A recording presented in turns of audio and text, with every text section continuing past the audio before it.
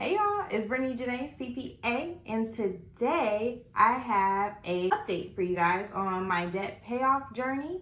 I have been making progress. I do have some possible adjustments that need to be made. I just wanted to update you guys and then give you some tips on how to save money so that you can pay off your debt. So let's get into it. I started off with $25,000 last month and now I am down to 18. So I'm definitely making progress. 18 is including what I paid off in June and then what I have already paid off in July. So currently I have 18,000 left to be paid off. I paid off my American Express this month, so that is a zero balance. Now I only have one huge credit card bill left and then a personal loan. And July, this month is the first month that I'm actually making a really big payment on that loan. I'm actually going to pay off, I think, $1,000. And then next month in August, I'll pay that one off altogether. So after August, I'll only have one really big balance that I'm going to be throwing money at for the rest of this year. But there is something that I didn't anticipate happening. I was planning on getting a raise next month in August. I will be getting promoted. It's official. Well, it's not official yet, but I've been told that I'm getting promoted. And I won't know how much my raise is going to be and when it will be effective until later on this month. Apparently, my company, when you get promotions, they don't make it effective as well as the salary until January of the next year because we're on a calendar year. Doesn't make any sense to me, so I'm definitely fighting for all my money on time. I want my money in August. I don't need the recognition because usually at the Christmas parties, we recognize who got promoted. I'm like, you guys can give me the duties and the salary up front and we can recognize it later. I don't care about all that. I'm trying to pay off my debt. But anyway, got a little sidetracked. But the point of that is some things are gonna come up and you do have to play out different what if scenarios just to make sure that you're staying on track. So worst case scenario, if I do not get the promotion and the salary effective in August, I will just have to put more of my bonus money towards my debt so I can pay it all off in December. And then I will also most likely have to make some more money in the meantime. It's possible, it's doable. It's just gonna push me back if that doesn't happen. But I'm definitely pushing for it because I told y'all what I'm trying to do. The sooner the better. I'm trying to get out of debt by tomorrow. So I need that money and I need it bad. But we're gonna see what happens there. Worst case scenario, I'll be fine. I'll just make more money side hustling, which I think I'm gonna have to go back to doing DoorDash and Uber Eats in my spare time so I have consistent extra money coming in. I didn't dislike it when I was doing it before, but I don't know, I got tired of doing it. So I got to get back to doing it and getting in the habit of making extra money and actually start making more progress just in case that doesn't happen. That's my update. I am making progress. I actually did have a very unexpected repair on my rental property that's going to cost a couple $1,000s that I was not ready for at all. However, that is one of the things that you have to deal with as a landlord. So I want my tenants to be in a safe, healthy environment. So I'm going to get that repair done as soon as possible. That's what I have my savings for. I hate dipping into my savings, but that is what it is for. So at the end of this year, I'm going to focus on replenishing my savings. Right now, I'm just focused on paying off debt. So I don't want to use my credit card instead of using my savings, even though I want to, but it doesn't make sense logically. That's what my savings is there for. So that's what I'm going to use it for, unfortunately. I'm hoping I won't have anything else come up because that will suck. But that's not really going to put off my debt payment. It's just going to make me have to replenish my savings account, which might affect next year. But I'm not worried about that. Next year, I'm going to be making a whole lot more money. Besides this raise, I plan to have some side hustles, some money going at that point, okay? Stay tuned. Now I have some tips for you guys. I'm only going to give you 5 tips. I'm not going to overload you. And next time I'm going to do the exact same thing. I'll have 5 different tips. So these are like the 5 tips that have saved me the most money. One, I stopped using Instacart. I was a habitual Instacart user. I hadn't gone grocery shopping for real since COVID. I had my groceries delivered. With that, yeah, I was saving time in my mind. However, it was very costly because I had to tip. I was shopping at Wegmans at the time. I got to the point where I was like, all right, girl, you gotta go get your own groceries. So I actually started going to Lidl. I'm always at Lidl. I'm actually at like Lidl like every couple of days. Like I feel like I've really reached like maximum, well, almost maximum adulting. I'll be at maximum adulting when I go to Costco. I've actually been considering getting a Costco membership, like buying things in bulk. So I'm gonna try that out. Lidl, which is a discount store, their stuff is way cheaper than Wegmans, for example. Like it's day and night, the difference in price. The quality is still good. They have like off-brand items, and those items is just as good quality as anywhere else. So my weekly grocery bill probably went from $120 including the tip to now I'm probably like averaging like $85 a week. I'm very meticulous now on what I spend on groceries. It's literally just me and my sister when she's here.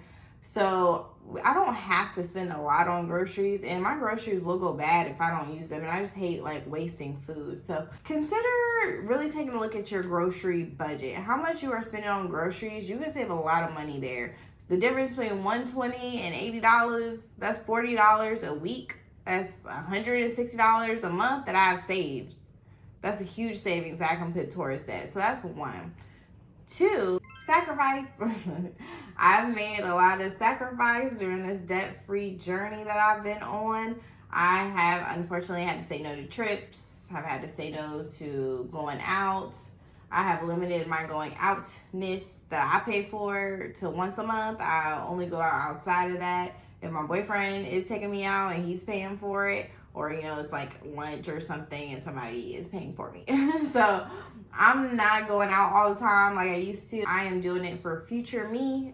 I feel like future me will look back at present day me in the future past me and say thank you for just sitting down for a couple years. So this is just the beginning, but just sitting down for this time and paying off your debt. Because I told y'all I'm trying to retire early. What I got to do, I got to make some sacrifices. But another tip, kind of like 2A to this, is letting your friends know ahead of time. Letting your family know ahead of time, your boyfriend, your significant other. Let them know ahead of time what you're about to be on. Like I said, I'm not going. I really can't go. Still invite me so I can feel good, but I'm not going. I'm not going for it. So that has helped me tremendously. Something else that I did, so tip number 3, I actually canceled my gym membership. I mean, it's not a huge savings, but it is something. I was paying $50 a month at LA Fitness, and LA Fitness was cool, but I like a community atmosphere when I work out. I used to do CrossFit, and I just really love the community aspect. Like working out by myself is just not exciting. It's not exciting for me to go to the gym and do it. So I canceled my gym membership, but I'm still working out. I'm just working out at home. And I actually joined an online fitness community. It's called Fit Queen Team. She does live workouts on Zoom. And she also posts previous live workouts that you can do at home. So I've been doing those, and it kind of gives me the sense of community. I don't have to leave my house. I love that. I already have dumbbells, so I already made that investment a while ago, and I wasn't using them because I was going to the gym, but it's like now I can actually use my dumbbells that I invested in. I have a yoga mat. I put on my TV in my living room. I have my yoga mat out, my dumbbells, and I do the workout with them. And I'm also getting 10,000 steps in. That's completely besides the point, just letting y'all know. My membership was $50 and the online community was $19. So I'm saving about $31 a month just on canceling my gym membership and doing something that's actually better for me and makes me happier and keeps me more consistent. I can just work out at home at any time that I want. Tip number 4, cancel your unused subscriptions. Go through your bank statement. I know there are certain apps that can do it for you. If they're free, might as well, but if they're not free, just go through your bank statements and see what you're being charged for on a monthly basis and cancel the stuff that you're not using. I cancel stuff even I was using I was using Peacock. Well, actually I got my Peacock bag. It's only $6 a month, so I use Peacock. I canceled my Apple Music. I'm now on my mom's family plan. So any family members that you can join their plan on, I would advise doing that. It adds up. Like, all these subscriptions really are like cable. They really got us. But all I really use now is YouTube. So YouTube is free. Gotta deal with the ads. However, it's better than paying $60 a month for YouTube Premium, in my personal opinion. No offense to YouTube. But that saved me probably like $50 a month right there. So I would definitely advise you going through your subscriptions. I know some people probably have way more than I do. So you can save a lot of money with your monthly subscriptions. Check on that. Not even just your like streaming services, but I had some items on Amazon that I subscribed to get on a monthly or every other month basis because it's cheaper. However, I don't really need them. So I canceled those. Lastly, this could be a big one, right? But I'm not telling you to do this. I'm a CPA, so I'm not giving any advice. However, something that you might want to consider, adjust your tax withholdings. So if you're somebody who gets refunds every year consistently, let's say you get $2,000 a year from your tax return, right? And whatever the reason is, I'm not going to go into detail, but I'm just giving you an example. So instead of you getting that $2,000 refund in April, you can get that $2,000 throughout the year. I'm not sure how much that would be off the top of my head. I'm not good at quick math, but it's going to be over $100, right? Over 100 extra dollars. Yeah, probably 150 or something like that. That's a good amount of money each month that you are getting in the present versus waiting for a larger payment later on. So like that's like the time value of money. I forget which video it was, but the time value, I think it was my understanding taxes video, which actually you should look at regarding what I'm talking about now, go a little deeper in depth for if this applies to you or not. The goal on your tax return is to have $0 back or $0 you're owing. You just want it to be a nothing, right? Because you want your money throughout the year so you can do other things with it. That's the time value of money. The money that you have now is going to be worth more than the money that you have in the future, because money depreciates in value. So you want your money and you want it now, okay? And a bonus tip, join a gas rewards program. It's not a lot, but it's something. I am really cheap when it comes to gas. I try to save money as much as I can when it comes to gas. We just got a 7-Eleven built near us, and they have cheaper gas than anybody else around. So I always go to the 7-Eleven, and I also join their rewards program. Every single time I get at least 5 cents off each gallon.